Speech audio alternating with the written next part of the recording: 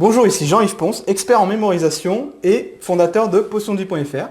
Et dans cette vidéo, je vais vous montrer comment vous pouvez avoir une bonne mémoire pour pouvoir mémoriser vos cours en confiance et sans perdre d'informations. Quand je pose la question à des gens, 4 personnes sur 5 me disent « Moi, j'ai une mauvaise mémoire ». Est-ce que c'est votre cas aussi ? Moi, c'était mon cas, j'avais une mémoire un peu exécrable en fait. Et pourtant, aujourd'hui, je suis absolument capable de mémoriser n'importe quoi. Comme par exemple, vous m'avez peut-être vu en vidéo en train de mémoriser les 1000 premières décimales de pi, des paquets de jeux de cartes, le plan du métro de Paris dans son intégralité, etc. Bon, bref. Vous, ce qui va vous intéresser, c'est comment vous allez pouvoir mémoriser vos cours. Et pour ça, vous allez apprendre une technique. Je vais vous l'enseigner dès maintenant. Regardez sur ma gauche, se trouve une liste de 14 mots. 14 mots au hasard. Est-ce que vous êtes capable de la mémoriser comme ça, de tête, sans prendre de crayon, sans rien, sans prendre de photo non plus? A priori, c'est difficile. Et ben moi, je vais vous apprendre à le faire dès maintenant, en fait. Je vais vous demander d'imaginer une scène avec les mots qui sont présents ici. Vous allez imaginer cette scène avec le plus de précision possible, sans prendre trop de temps non plus, juste dans votre esprit, sans crayon, sans rien. Vous êtes prêts ? J'efface la liste des mots, on va commencer. Alors, imaginez que vous rentriez du travail, ou de l'école, vous rentrez chez vous, et là, devant votre porte d'entrée, devant la porte de votre maison ou de votre appartement, qu'est-ce que vous voyez ? Vous voyez la statue de la liberté en train de chevaucher un dragon. Plutôt étrange comme scène, n'est-ce pas ? Plutôt étrange, surtout quand vous rentrez du travail et que vous voyez cette scène. Mais prenez le temps de l'imaginer. C'est tordu, c'est loufoque, tant mieux. Ça va vous aider en fait. Maintenant, vous contournez un peu la scène, vous ouvrez votre porte, et derrière la porte, dans votre hall d'entrée, imaginez votre hall d'entrée, juste derrière la porte d'entrée, vous voyez un samouraï obèse en train de manger un gros plat de choucroute dégoulinant. Qu'est-ce qu'il fait dans votre maison? Qu'est-ce qu'il fait dans votre appartement? Peu importe. Imaginez la scène. Ça y est, vous l'avez? Le gros samouraï qui vous regarde comme ça, tout en mangeant sa choucroute. Vous le contournez pour aller dans votre salon. Décidément, vous ne savez pas ce qui se passe aujourd'hui. Et là, dans votre salon, vous avez la tour Eiffel. Imaginez la tour Eiffel, oui, dans votre salon. Et tout en haut, quelqu'un vous fait un signe. C'est la reine d'Angleterre avec son chapeau qui vous fait signe. Oui, c'est tordu. Oui, j'ai l'air ridicule à moi vous faire signe à la caméra, mais pourtant, persistez et intégrez cette image. Ça y est, vous l'avez? Vous n'avez pas le temps de trop vous attarder parce que vous entendez du bruit en provenance de votre cuisine.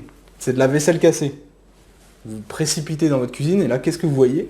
Vous voyez Vladimir Poutine en train de jouer au foot dans votre cuisine. Alors évidemment, le ballon rebondit partout, donc vos verres tombent par terre. Vous n'osez pas trop interrompre Vladimir Poutine et vous vous demandez si vous n'êtes pas en train de rêver. Alors vous quittez votre cuisine pour aller dans votre salle de bain pour vous rafraîchir un peu, parce que décidément cette journée est un peu étrange. Là, dans votre salle de bain, qu'est-ce que vous voyez dans votre baignoire ou dans votre cabine de douche? Un gondolier de Venise en train de promener en bateau Céline Dion, et Céline Dion qui chante. Titanic par exemple.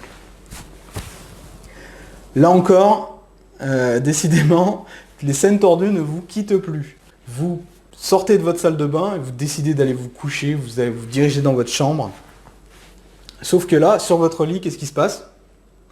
Un kangourou est assis en position de tailleur sur une planche à clous de fakir. Vous imaginez la scène, un kangourou, vous surprenez dans votre chambre un kangourou sur une planche de fakir. D'accord, très bien.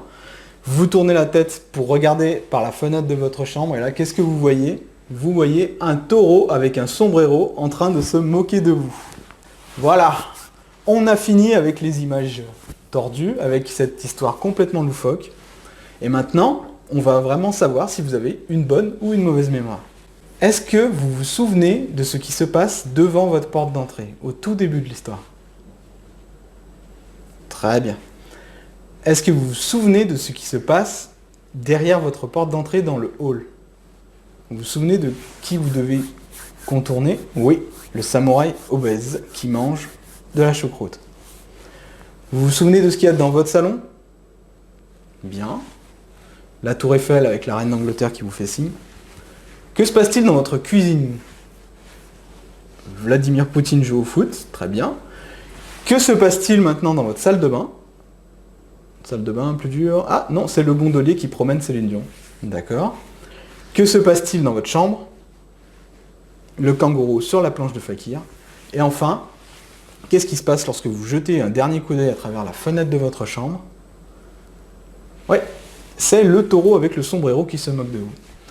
Bon, eh bien voilà, vous venez de mémoriser la liste des 14 pays les plus riches du monde. Parce que les images que j'ai choisies, je vous ai menti, elles ne sont pas tout à fait par hasard.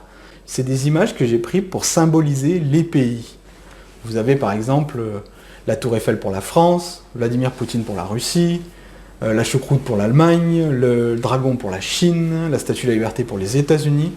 Tout ceci forme les 14 pays les plus riches du monde et vous venez de les mémoriser. Et je suis sûr que si je vous demande les 4 premiers, vous sauriez me répondre. Si je vous demande les 4 suivants, vous sauriez aussi me répondre. En fait, ce qui vient de se passer, c'est que vous venez de doubler la capacité de votre mémoire de travail. Comment c'est possible? Eh bien, tout simplement, au lieu de mémoriser traditionnellement, c'est-à-dire de faire du rabâchage, de l'apprentissage par cœur, vous avez stocké ce que vous avez décidé de mémoriser dans des endroits qui vous sont connus, devant votre porte, dans votre salon, dans votre cuisine. Ça, ce sont des lieux qui sont déjà présents en vous. Vous ne pouvez pas les oublier, et même si vous n'êtes pas là, vous pouvez y voyager mentalement dedans. C'est clair pour vous, ce sont des endroits que vous ne pouvez pas oublier. Il vous suffit donc d'ajouter à ces endroits que vous ne pouvez pas oublier des informations importantes pour vos concours, pour vos examens, et vous avez la base des techniques de mémorisation. Alors, les techniques de mémorisation, je les ai compilées dans un livre qui s'est vendu maintenant à plusieurs milliers d'exemplaires depuis sa sortie, qui s'appelle « Napoléon joue de la cornemuse dans un bus ». Il se trouve en dessous de la vidéo. Si vous voulez y jeter un coup d'œil pour savoir un petit peu ce que vous voulez trouver dedans, je vous en prie. Si vous avez des questions, écrivez-moi un message, je serai très, très heureux de vous y répondre. Et sinon, je vous retrouve dans quelques jours pour une autre technique. À bientôt!